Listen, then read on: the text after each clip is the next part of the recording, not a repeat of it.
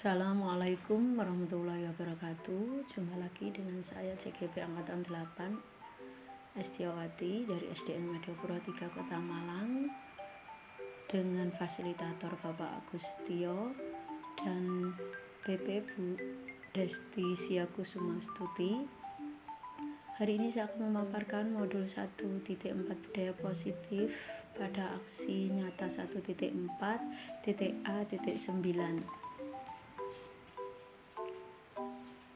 Penerapan dan diseminasi.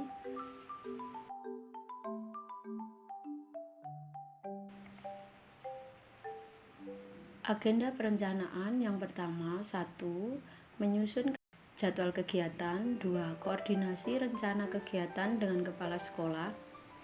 3. Pengimbasan atau implementasi terhadap rekan guru. 4. Penyusunan hasil seluruh kegiatan.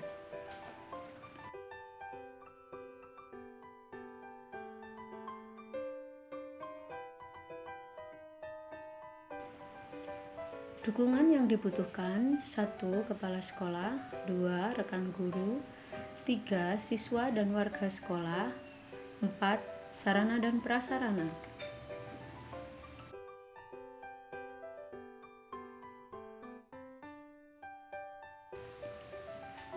Koordinasi yang pertama dengan kepala sekolah, yang kedua rekan guru.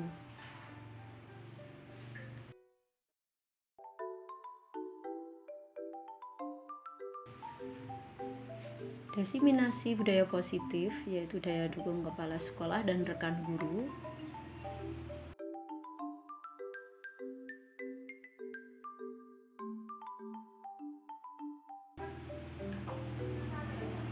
Latar belakang, di mana saya mengambil mengamati bahwa siswa masih banyak yang melanggar peraturan sekolah. Salah satunya yaitu kedisiplinan, banyak yang datang terlambat. Dari sinilah saya melakukan aksi nyata agar dapat menyelesaikan permasalahan untuk mencari solusi secara bersama.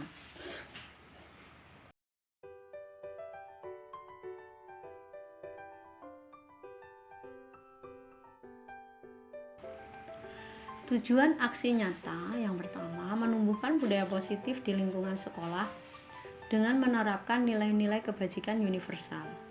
Yang kedua, menciptakan merdeka belajar yang berpihak pada siswa dengan karakter disiplin diri yang kuat.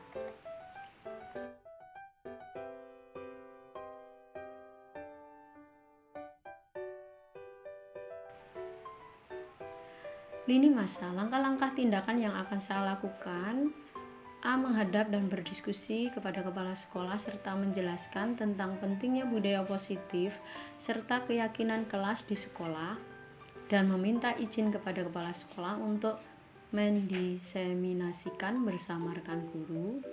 B. Berkoordinasi bersama rekan guru untuk melakukan diseminasi tentang pentingnya budaya positif, yaitu keyakinan kelas dan segitiga restitusi. C. Berkolaborasi bersama rekan guru untuk membuat keyakinan kelas masing-masing. D. Memantau, mengawasi, dan merefleksi hasil keyakinan kelas yang telah dibuat.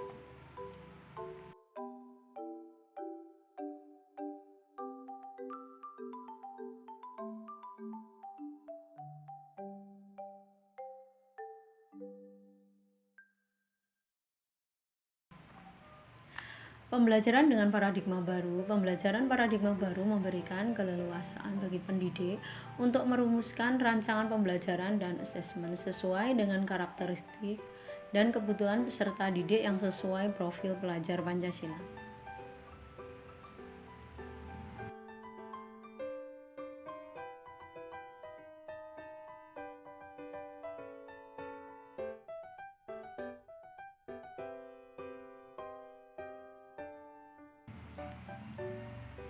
Dalam aksi nyata budaya positif, saya memaparkan terhadap ibu kepala sekolah dan rekan guru.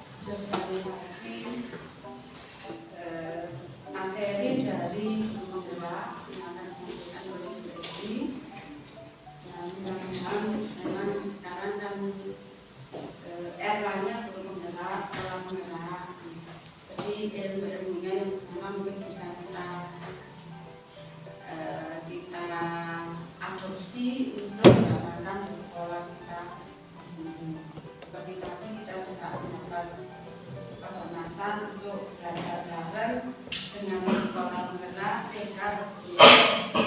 Ini juga mintanya di kelas 1 bareng-bareng dalam rangka PMM, masuk di PMM untuk nanti kita mintai 1 orang untuk mewakili kegiatan tersebut. Memang kita ikuti saja. Nanti agendanya hari ini sosialisasi materi dari guru penggerak. Yang kedua, kalau sudah selesai kita menyusun modul yang kemarin sudah kita sepakati, modul 5 ya. Jadi kewirausahaan dengan judul pembuatan telur asin. Nanti kita susun modulnya yang bisa dimasukkan di kurikulum. Ya nanti kurikulumnya juga segera bisa kita susun. Saya kira itu saja.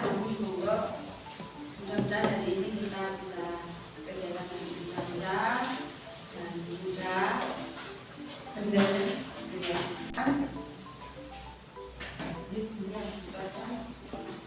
Terima kasih. Assalamualaikum warahmatullahi wabarakatuh. Yang saya hormati kepala sekolah, Bapak Ibu guru, saya diberi waktu untuk diseminasi, yaitu mensosialisasikan hasil dari modul 1.1 sampai 1.4, di mana sekarang membuat aksi nyata dari budaya positif untuk di sekolah. Yang pertama, 1.4, modul 1.4 budaya positif. Di sini ada 5 kebutuhan dasar manusia. Yang pertama, kebutuhan untuk bertahan hidup. Salah satunya yaitu makan, minum, kemudian memakai baju. Kesenangan, yaitu kebutuhan untuk merasa senang. Kemudian motivasi perilaku manusia ini ada 3. 1, untuk menghindari ketidaknyamanan atau hukuman. Di sini motivasi ini bersifat eksternal, di mana siswa melakukan disiplin karena takut untuk dihukum gurunya. Untuk mendapatkan imbalan atau penghargaan dari orang lain. Motivasi ini bersifat eksternal juga, di mana siswa melakukan disiplin diri karena ingin mendapat imbalan atau penghargaan. Aku kalau nanti angkat tangan akan dapat reward. Seperti itu. Kemudian 3, untuk menjadi orang yang mereka inginkan dan menghargai diri sendiri dengan nilai-nilai yang mereka percaya. Di sini motivasi ini bersifat internal. Siswa melakukan disiplin diri karena memiliki nilai-nilai kebajikan. Kemudian konsep disiplin dengan identitas gagal. Sini saya salah satunya yaitu 1, hukuman. Yang pasti siswa tidak nyaman. Siswa merasa takut, kemudian memaksa menyembunyikan kesalahan, siswa mengasingkan diri dan merasa rendah diri. 2, penghargaan. Penghargaan ada beberapa macam, yaitu penghargaan tidak efektif, penghargaan merusak hubungan, penghargaan menurunkan kualitas, penghargaan mematikan kreativitas, penghargaan menghukum. Dan konsep disiplin dengan identitas sukses. 1, konsekuensi, ada 2 di sini restitusi. Nah, konsekuensi ini siswa belajar taat peraturan yang selama ini kita B, kemudian memerlukan monitoring dan supervisi terus-menerus dari guru. C, siswa menghormati peraturan. D, mendorong kepatuhan. E, mencoba mengontrol anak dengan penguatan positif. Sedangkan restitusi adalah siswa belajar bertanggung jawab untuk perilakunya. B, mendorong disiplin positif. C, siswa menghormati dirinya dan orang lain. Kemudian yang D, siswa belajar memecahkan masalah. E, siswa paham bahwa dirinya sendiri itu yang pegang kontrol kendali untuk dirinya sendiri. Konsep disiplin dengan pendekatan restitusi. 1, pengertian restitusi itu sendiri adalah membantu murid menjadi lebih memiliki tujuan, disiplin positif, dan memulihkan dirinya setelah berbuat salah. Di sini ada ciri-ciri restitusi, salah satunya adalah tidak semua saya baca ya, restitusi menguatkan atau restitusi memperbaiki hubungan, restitusi yang menuntut untuk melihat ke dalam diri. Perbedaan kasus 1. Saya mengangkat di sini adalah siswa datang terlambat masuk sekolah atau masuk di dalam kelas. 1, hukuman. Guru menghukum siswa untuk menunggu selama 15 menit di luar kelas. Biasanya seperti itu sampai selesai. Kemudian 2, kadang guru marah dan siswa menjadi takut. Itu hukuman. Kalau konsekuensi, siswa belajar taat peraturan. Mungkin kalau terlambat biasanya disuruh menulis atau nanti menyapu. Yang 2, mencoba mengontrol anak dengan penguatan positif. Kemudian yang restitusi ini ada siswa belajar memecahkan masalah. Kenapa kok bisa datang terlambat? Seperti itu. 2, siswa paham bahwa dirinya sendiri yang pegang kontrol. Salah satunya disiplin. Nah, ini posisi kita, 5 posisi kontrol, restitusi. Apakah kita sebagai penghukum, pembuat merasa bersalah, pemantau, teman, manajer. Siswa bertengkar berebut bola ini di saat jam selesai kegiatan olahraga, akan tetapi masih bermain bola. Saya mengambil seandainya posisi saya sebagai penghukum. Patuhi aturan, minggu depan jika waktunya olahraga kamu tidak boleh ikut olahraga lagi. Nah, seperti itu. Itu penghukum. Sedangkan pembuat merasa bersalah, sudah berapa kali ya Bu Guru beritahu, kamu kalau bermain olahraga jangan bertengkar. Bu Guru kecewa sama kamu. Itu bahwa kita menempatkan posisi pembuat merasa bersalah. Nah, sedangkan teman, ayolah bersikaplah yang baik, atau istilahnya Bu Guru senang jika kali ini kamu bisa berubah. Salah satunya itu ya, hari ini kamu membuat kesalahan, Bu Guru maafkan, seperti itu. Kemudian memantau, kamu sudah mendengar dan tahu aturan serta konsekuensinya, kenapa kok dilanggar? Itu kalau kita menempatkan diri kita sebagai pemantau. Yang bagus ini adalah kita menempati posisi manajer. Kita akan mencari tahu kenapa tadi kok bisa bertengkar. Kemudian kita mendatangkan pihak yang saling bertengkar. Kita beri keleluasaan anak untuk istilahnya saling bicara. Bu, ini tadi begini. Nah, berarti kita memberi istilahnya sebagai penengah. Kemudian bagaimana kamu melakukan atau memperbaiki keadaan diri, itu salah satu manajer, yaitu tidak memihak juga. Kemudian ini keyakinan kelas. Mengapa ada keyakinan kelas? Mengapa tidak peraturan kelas? Nah, apabila kita mendengar, mengapa kita memiliki peraturan tentang penggunaan helm pada saat mengendarai kendaraan roda 2? Yang kedua, mengapa kita memiliki peraturan tentang penggunaan masker dan mencuci tangan setiap saat? Nah, sedangkan keyakinan kelas merupakan metode yang menimbulkan kembali disiplin positif yang didasari dan motivasi dari dalam diri. Tujuannya membangun keyakinan kelas, merupakan salah satu disiplin positif yang bisa kita terapkan dalam membangun budaya positif di sekolah. Dengan adanya keyakinan kelas di setiap kelas diharapkan dapat mewujudkan tujuan kelas yang mandiri guna menunjang pendidikan yang berorientasi kepada profil pelajar Pancasila.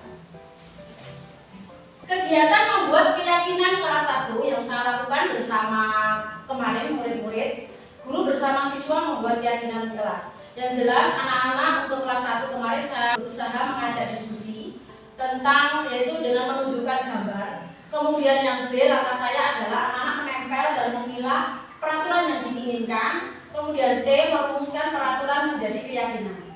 D, menyepakati hasil keyakinan kelas. Nah, keyakinan kelas 1 SDN Madiopuro 3, 1 saya menerapkan budaya S, di mana anak-anak datang saling, kemudian mengucapkan salam, senyum seperti itu. Itu langsung kita singkat budaya 5S. Kemudian 2, saling menyayangi. Yang dimaksud saling menyayangi di sini kita kesepakatan saya bersama anak-anak kelas 1 tidak boleh bertengkar, tidak boleh jahil, kemudian tidak boleh mengambil milik temannya, salah satu itu. Kemudian saling menghargai, sama. Kalau temannya ngomong didengarkan dulu. Salah satunya itu yang saya ambil, disiplin. Di sini saya disiplin mengambil salah satunya datang tepat waktu. Macam-macam disiplin, tidak hanya keterlambatan, tapi kita juga disiplin membawa alat-alat tulis kemarin sama anak-anak. Kemudian di rumah sudah makan, itu salah satu bentuk disiplin diri. Kemudian menjaga kebersihan, membuang sampah, kemudian meroti lautan pensil, salah satunya itu menjaga kebersihan. Bagaimana dengan menjaga keamanan? Anak-anak tidak teriak-teriak di dalam kelas. Itu salah satu menjaga keamanan kelas. Itu yang saya sepakati bersama anak untuk keyakinan kelas. Nah, segitiga restitusi yang saya ambil kasus 1, siswa datang terlambat. 2, siswa bertengkar berebut bola di saat jam selesai kegiatan olahraga, akan tetapi masih bermain bola. 1, menstabilkan identitas, yaitu kita semua pernah melakukan hal yang terbaik, bahwa kita itu pernah salah, pernah melakukan suatu kesalahan. Yang 2, validasi tindakan yang salah. Semua perilaku pasti memiliki alasan. Kenapa kamu datang terlambat? Mungkin bangunnya dia kesiangan, atau mungkin mandinya lama, salah satunya itu. Kemudian 3, menanyakan keyakinan. Kita semua memiliki motivasi internal. Kita dapat memberikan anak-anak dengan pendekatan, kita ngobrol secara empat mata ke anak-anak bahwa besok-besok jangan diulang lagi. Berarti bangunnya lebih awal, mungkin maknya juga lebih awal supaya tidak datang lambat ke dalam kelas atau dalam sekolah. Kesimpulan, dalam menerapkan disiplin positif, hendaknya guru memiliki standar kompetensi kepribadian. Itu yang utama, kompetensi pedagogi, kompetensi profesional, kemudian kompetensi sosial yang baik, dan mampu berefleksi diri pada posisi mengontrol atau manajer. Tadi sebagai manajer, dan guru dapat menuntun siswanya sesuai kodrat dengan filosofi Ki Hajar Dewantara, yaitu Amno, Ingakso Sunturodo, Madyo Mangunasa, Tuturi Handayani, dan menerapkan pembelajaran yang berpihak pada siswa, yaitu kita memberi merdeka belajar. Salah satunya, contoh tadi kita membuat keyakinan kelas, kita harus berdiskusi dulu kepada siswa. Itu salah satunya kita berpihak pada siswa agar kelak menjadi manusia yang merdeka, mandiri, dan tanggung jawab, dan sesuai dengan profil pelajar Pancasila. Mungkin ini diseminasi dari modul 1.4 budaya positif. Terima kasih, dan saya buka sesi pertanyaan. Ada yang tanya, monggo. Monggo. Ya. Ya, ya. Bagaimana cara kita untuk menangani siswa apabila kita menghadapi siswa itu salah satunya melanggar dari keyakinan kelas? Ya, terima kasih pertanyaannya. Salah satunya yaitu kita menggunakan 3 restitusi. Kita melalui menstabilkan identitas. Apa saja kita sudah kemarin keyakinan kelas kan sudah disepakati, tapi kok tetap dilanggar. Mungkin di sini adalah validasi tindakan yang salah. Mungkin ada sesuatu pada anak. Kita nggak tahu dalam perjalanan nanti dari rumah, apakah dia ada masalah ataukah tidak. Dan itu harus melalui pendekatan, salah satunya dengan anak secara pribadi. Kita dekati, kita tanya, dan kita gali ada apa dengan siswa tersebut. Salah satunya itu beri motivasi, kita ingatkan lagi tentang keyakinan kelas yang sudah kita sepakati di awal. Salah satunya itu. Terima kasih, Bu Siti. Iya, terima kasih Bu Tati. Contoh budaya positif di kelas. Kalau saya ambil cuplikan dari peraturan Madyo Pro 3, 1, siswa datang 15 menit sebelum pelajaran dimulai dengan ketentuan sebagai berikut. Hari Senin sampai Jumat jam 6:45, toleransi 15 menit. Ini saya ambil dari peraturan di SDN Madyo Pro 3. Konsekuensinya, kadang Bapak Ibu guru, siswa menunggu di luar kelas sampai 5 atau 10 menit. Keyakinan kelas kita menerapkan yaitu datang tepat waktu di sekolah. Itu keyakinan kelas. Berarti sesuatu yang sudah diyakini. Kalau peraturan itu kadang kita masih bisa melanggar.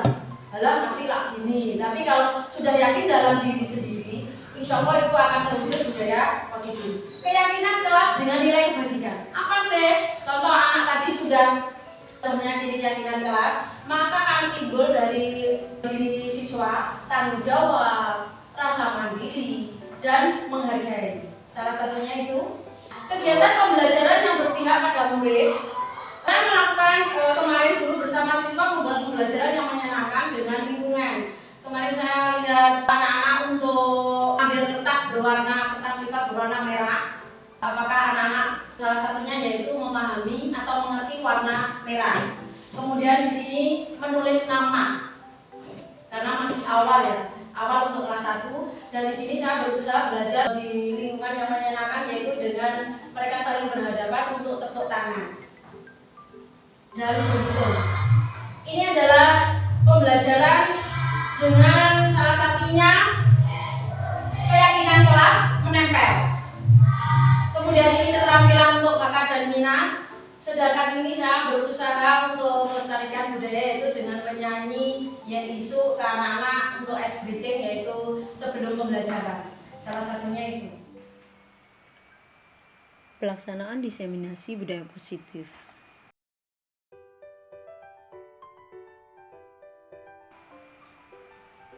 Disiplin positif.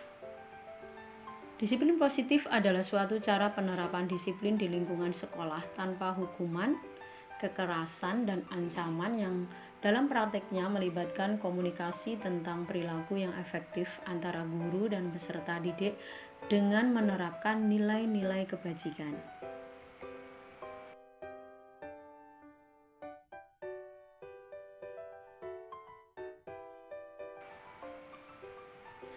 Lima kebutuhan dasar manusia. A. Kebutuhan bertahan hidup. B. Kasih sayang dan rasa diterima, yaitu kebutuhan untuk diterima di lingkungan. C. Penguasaan, yaitu kebutuhan pengakuan atas kemampuan dari siswa. D. Kebebasan, kebutuhan akan pilihan. E. Kesenangan, yaitu kebutuhan untuk merasa senang.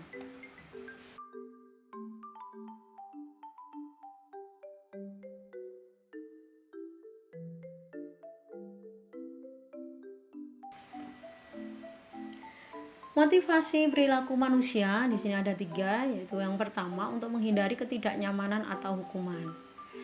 Motivasi ini bersifat eksternal, di mana siswa melakukan disiplin karena takut dihukum. 2. Untuk mendapatkan imbalan atau penghargaan dari orang lain, yaitu motivasi ini juga bersifat eksternal. Siswa melakukan disiplin diri karena ingin mendapat imbalan atau penghargaan. 3. Untuk menjadi orang yang mereka inginkan dan menghargai diri sendiri dengan nilai-nilai yang mereka percaya. Motivasi ini bersifat internal, di mana siswa melakukan disiplin diri karena memiliki nilai-nilai kebajikan.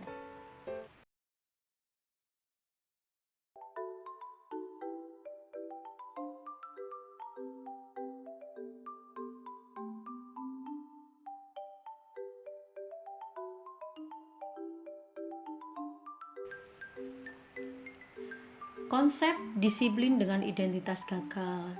1. Hukuman. A. Tidak nyaman. B. Siswa merasa takut. C. Memaksa. D. Menyembunyikan kesalahan. E. Siswa mengasingkan diri atau merasa rendah diri. 2. Penghargaan. A. Penghargaan tidak efektif. B. Penghargaan yang merusak hubungan. C. Penghargaan menurunkan kualitas. D. Penghargaan mematikan kreativitas. Dan E. Penghargaan menghukum.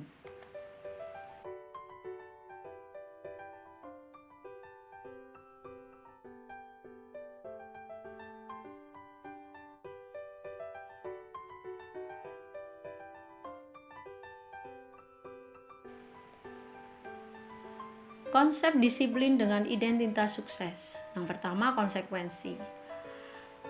A. Siswa belajar taat peraturan. B. Memerlukan monitoring dan supervisi terus-menerus dari guru.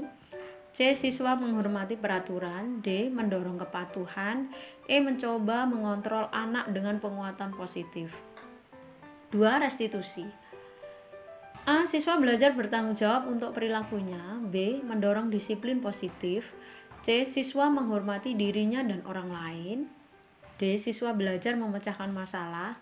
E. Siswa paham bahwa dirinya sendiri yang pegang kendali kontrol.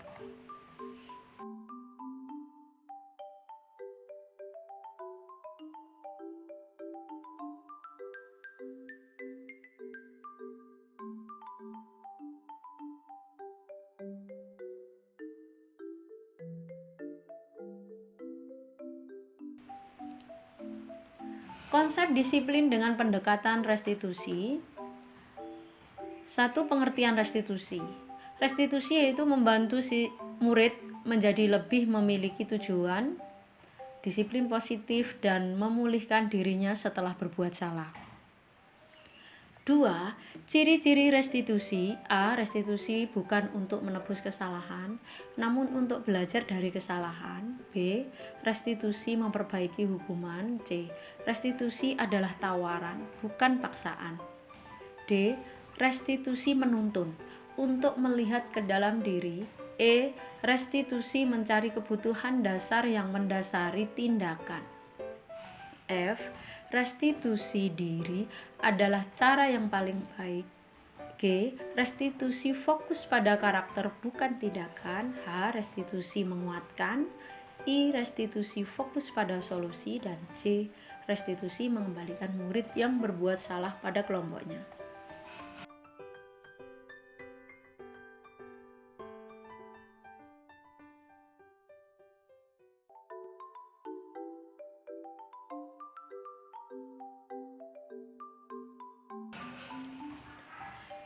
Perbedaannya, kasus 1, siswa datang terlambat masuk ke kelas.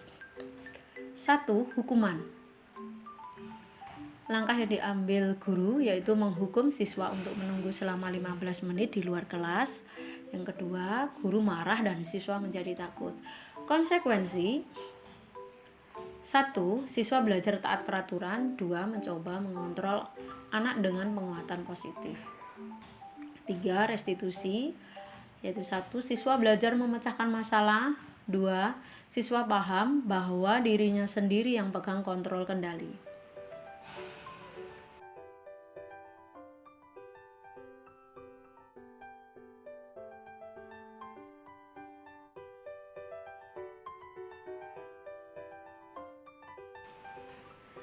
Lima posisi kontrol restitusi. Pertama, penghukum.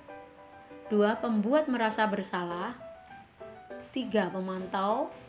4. Teman. 5. Manajer.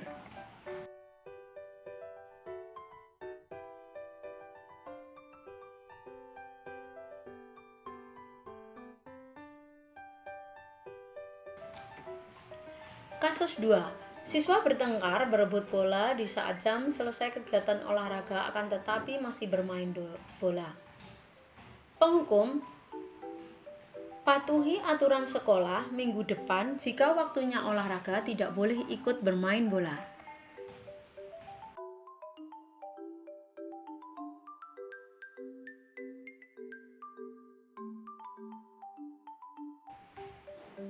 Pembuat merasa bersalah: sudah beberapa kali Bu Guru beritahu kamu kalau bermain jangan bertengkar. Bu Guru kecewa sama kamu.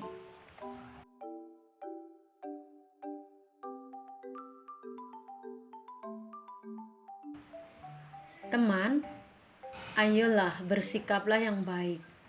Buat Bu Guru senang. Kali ini saya maafkan.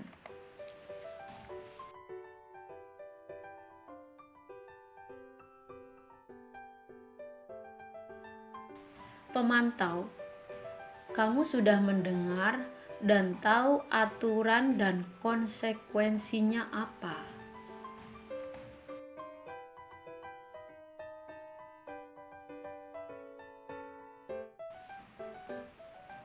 Manajer: apakah kamu tahu kesalahanmu?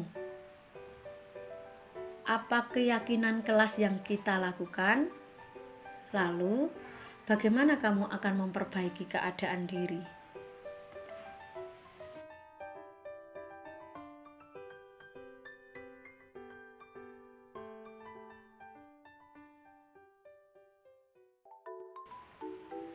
Contoh budaya positif di kelas. Peraturan 1. Siswa datang 15 menit sebelum pelajaran dimulai dengan ketentuan sebagai berikut. Hari Senin sampai Jumat datang pukul 6:45. Toleransi 15 menit. Konsekuensinya, siswa menunggu di luar kelas sampai 5 atau 10 menit.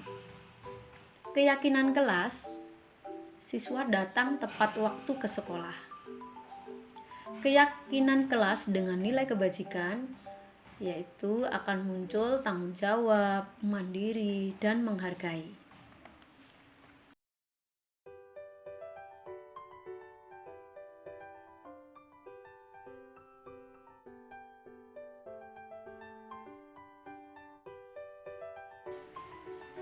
Keyakinan kelas. Mengapa keyakinan kelas? Mengapa tidak peraturan kelas? Pertama, mengapa kita memiliki peraturan tentang penggunaan helm pada saat mengendarai kendaraan roda 2? Kedua, mengapa kita memiliki peraturan tentang penggunaan masker dan mencuci tangan setiap saat? Keyakinan kelas merupakan metode untuk menimbulkan kembali disiplin positif yang didasari oleh motivasi dari dalam diri. Tujuannya membangun keyakinan kelas merupakan salah satu disiplin positif yang bisa kita terapkan dalam membangun budaya positif di sekolah. Dengan adanya keyakinan kelas di setiap kelas, diharapkan dapat mewujudkan tujuan kelas yang mandiri guna menunjang pendidikan yang berorientasi kepada profil pelajar Pancasila.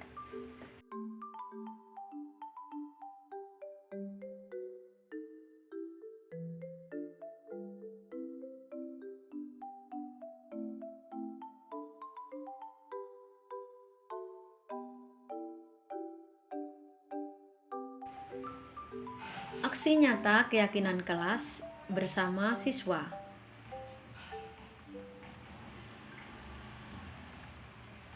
Kegiatan membuat keyakinan kelas 1. Guru bersama siswa membuat keyakinan kelas. Langkah yang diambil yang pertama yaitu berdiskusi tentang peraturan berupa gambar. B yaitu menempel, atau yang kedua menempel dan memilah peraturan yang diinginkan.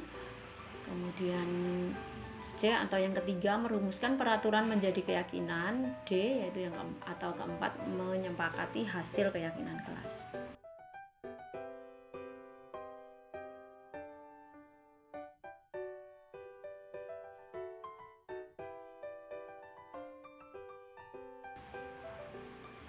Keyakinan kelas 1 SDN Madiopuro 3. Yang pertama budaya 5S. Yang kedua saling menyayangi. 3 saling menghargai. 4 disiplin. 5 menjaga kebersihan. 6 menjaga keamanan.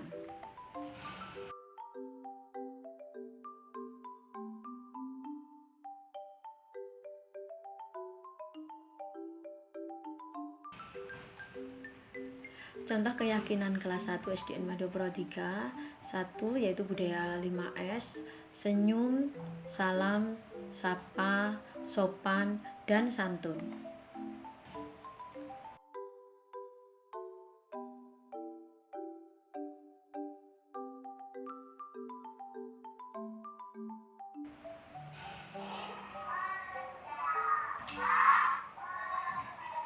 Keyakinan kelas 1 SDN Madiopuro 3.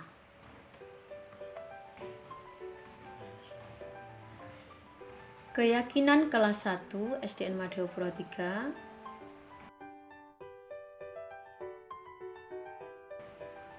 Di sini siswa membaca secara kelompok.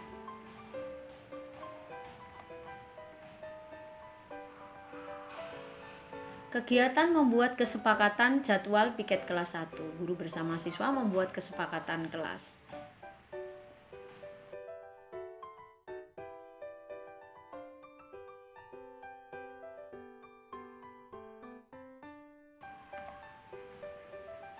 Hasil kegiatan membuat kesepakatan jadwal piket siswa kelas 1.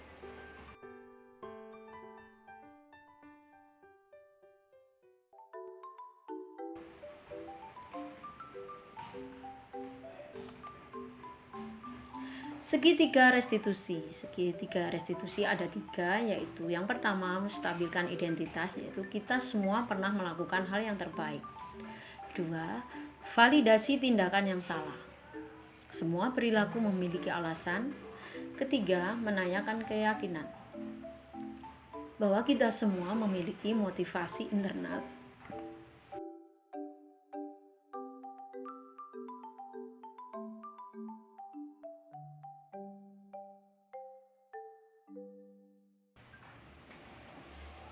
Segitiga restitusi pada kasus 1 siswa datang terlambat.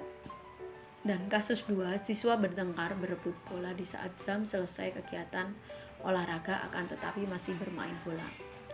Pertama, menstabilkan identitas dengan menanyakan kenapa datang terlambat.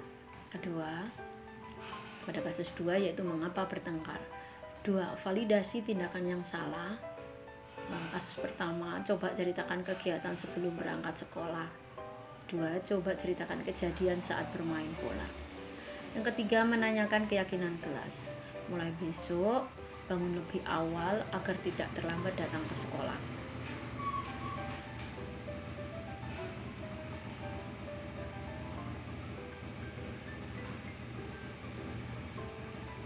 Kasus 2. Minggu depan apabila jam olahraga sudah habis, beristirahat untuk persiapan masuk kelas.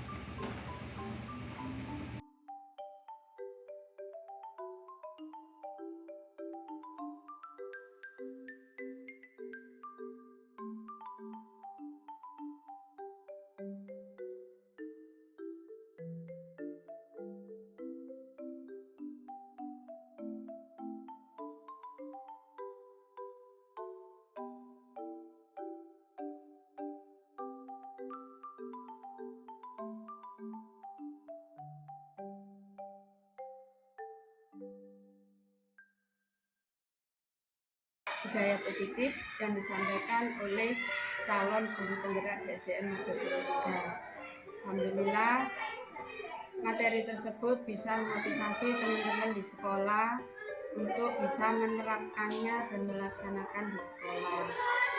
Kami berharap pelan-pelan dan pasti insya Allah budaya positif tersebut bisa dilaksanakan di sekolah sehingga tercipta pembelajaran yang menyenangkan dan hasil yang lebih baik. Kami mengharapkan banyak lagi ilmu-ilmu yang bisa disampaikan ke teman-teman di sekolah sehingga apa yang diharapkan oleh pemerintah melalui guru penggerak kita bisa membantu untuk mewujudkannya. Mudah-mudahan kami juga bisa melaksanakan dan menjalankan kepada anak-anak juga kepada bapak ibu guru di sekolah. Demikian yang bisa saya sampaikan. Assalamualaikum warahmatullahi wabarakatuh. Kesimpulan, dalam menerapkan disiplin positif hendaknya guru memiliki standar kompetensi kepribadian.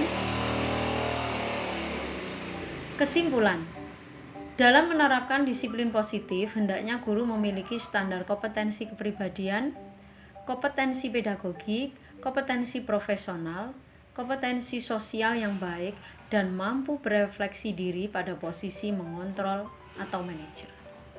Guru dapat menuntun siswa sesuai kodrat dengan filosofi Ki Hajar Dewantara dan menerapkan pembelajaran yang berpihak pada siswa agar kelak menjadi manusia yang merdeka, mandiri, dan tanggung jawab yang sesuai dengan profil pelajar Pancasila.